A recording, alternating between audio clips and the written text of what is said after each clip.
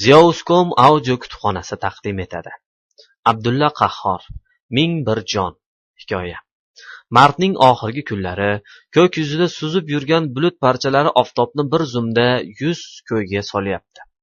Oftob har safar bulut ostiga kirib chiqqanida bahor kelganidan bexabar hanuz g'aflatda yotgan o't o'lanni, qurt qumursqani uyg'otgan, avvalgidan ham yorug'roq, avvalgidan ham issiqroq shu'la sochayotgandek tuyuladi.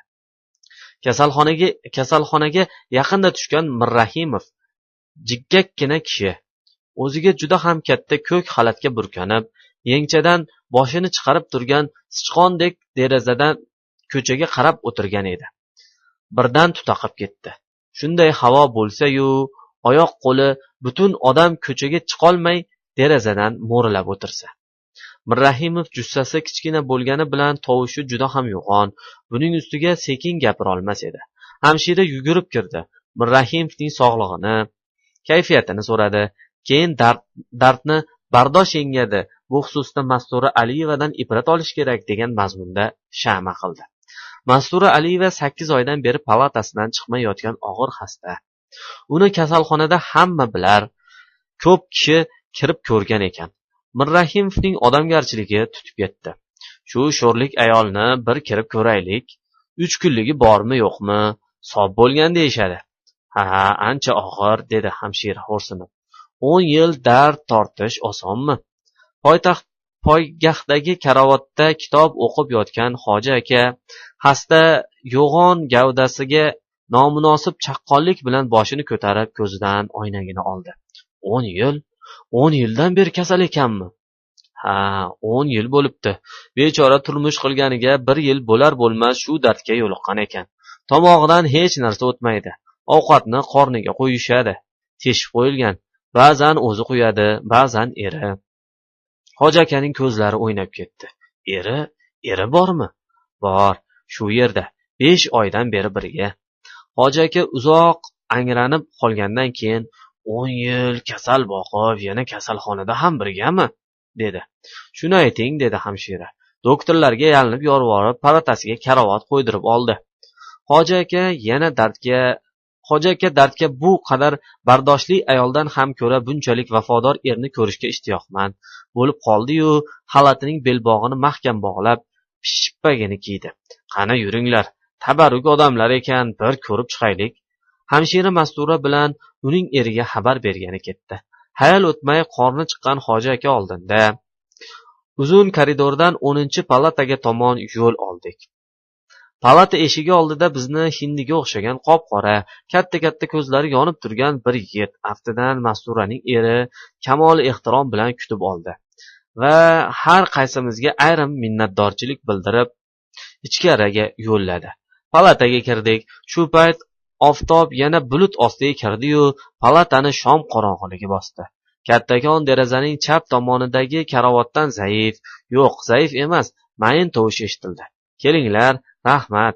Odamga odam quvvat bo'ladi. Ming rahmat. Akromjon, kursi qo'yib bering.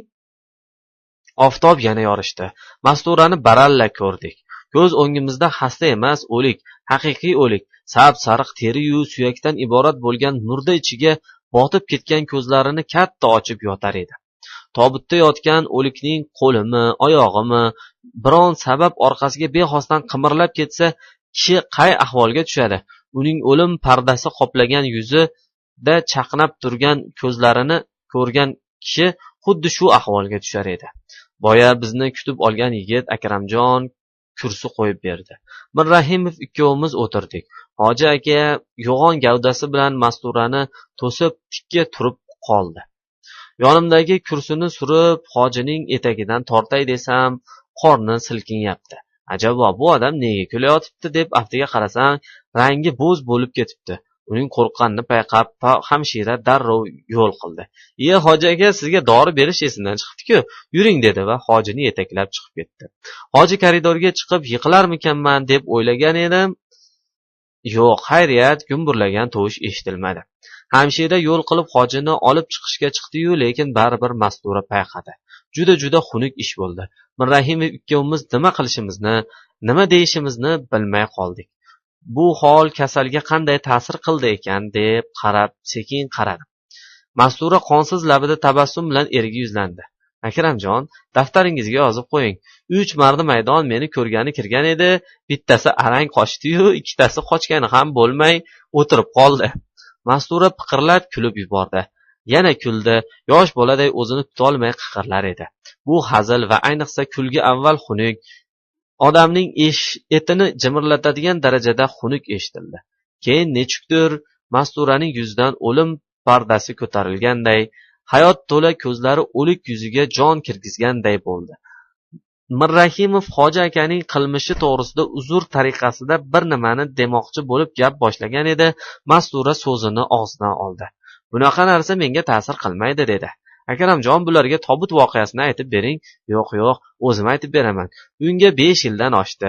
Ko'z oldimdan ketmaydi. Qalin qor yoqqan kun edi. Men derazaning ro'parasida mana shu xilda yotibman. Akramjon paypog'imni yamayotgan edi shekilli. Birdan ko'cha eshigimiz ochildi-yu, qizil bir narsa kirdi. Nima ekan deb qarasam, tobut. Akramjonning ikki o'rtog'i hovlimizga tobut ko'tarib kirdi. Yuragim jig' etib ketdi. Voy sho'rim, nahot o'lgan bo'lsam. To es hushimni o'nglab, Akramjonga bir nima degunimcha boyagi ikkovi tobutni suyab qo'yib uyga kirib keldi-yu, meni ko'rib ikkovi ham boyagi Hoji akangizdek shaytonlab qolayozdi. Akramjon hayron. Men ana ketdi bo'lib yotgan edim-da. O'sha kuni ertalab birov avtobusda yig'lab ketayotgan bir bolani ko'rib, mening ukamga o'xshatibdi-yu, shundan haligiday gap tarqalibdi. Tobutni buzib pechkaga qalashdi. Menga ham shu ta'sir qilgani yo'q. Bunaqa narsalar o'lim kutib yotgan kasalga yomon ta'sir qilishi mumkin.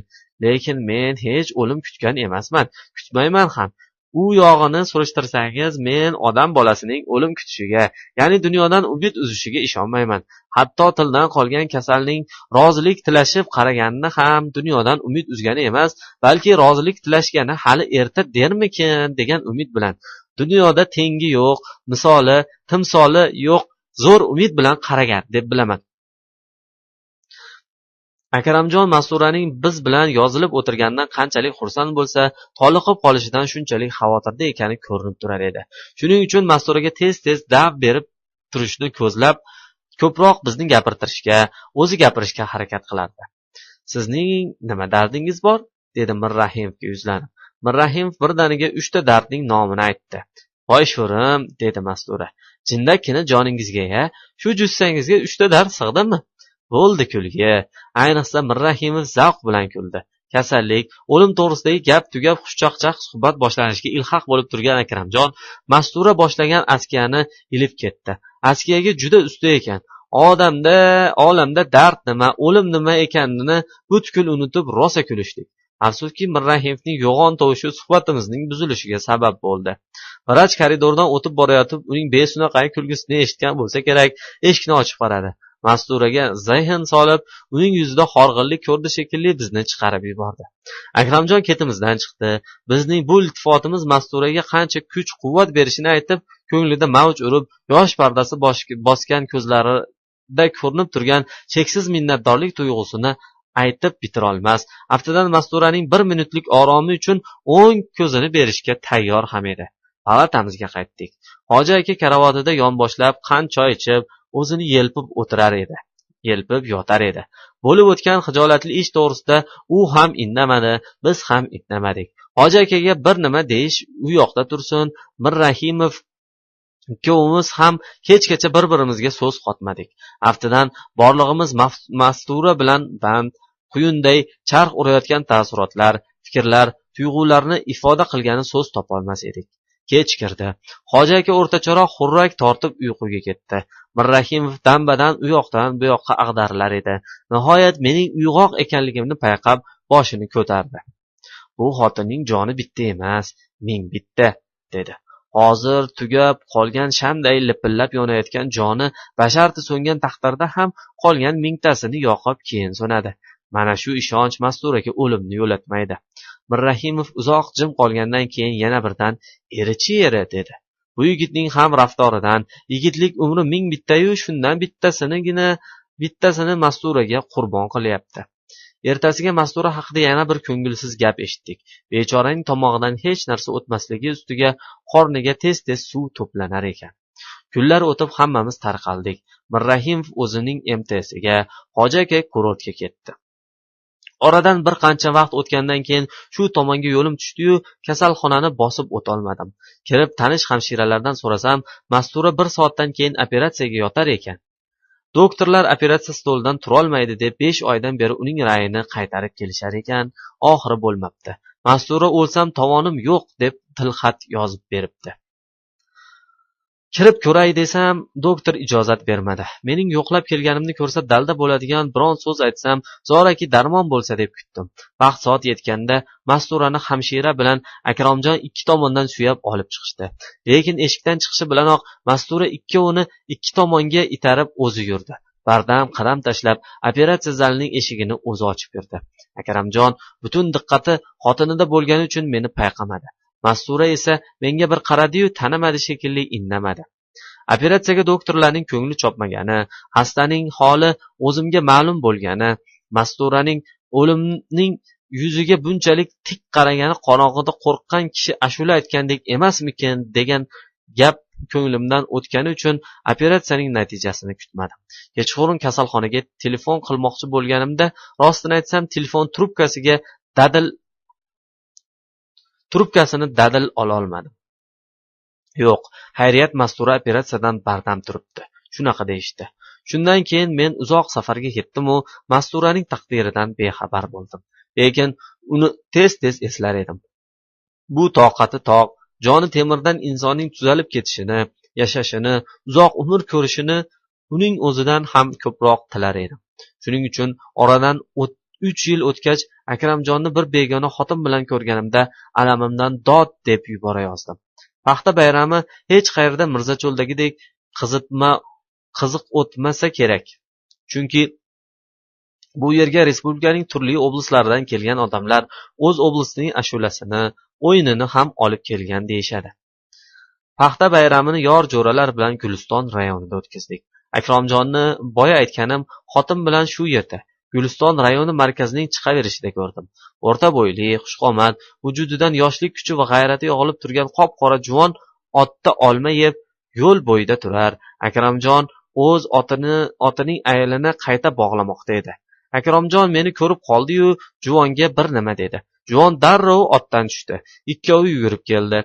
Ikkovi ham men bilan juda eski qadrdonlarday so'rashdi. Biroq men harchand qilsam ham palatadan chiqib operatsiya zaliga kirib ketayotgan Mastura ko'z o'ngimdan ketmay, bular bilan samimiy ko'risha olmadim. Akramjonni bir nav quchoqlagan bo'ldim. Juvonga esa bir qo'limning uchini berdim. Juvon, amaki, meni tanimadingizmi? Dedi va xurjundan 2 olma olib birini menga berdi. Qayerdadir ko'rganday bo'laman, lekin juvon qo'lidagi olmani ustma-ust bir necha marta tishladi va chala chaynab yutdi. Endi ham tanimadingizmi?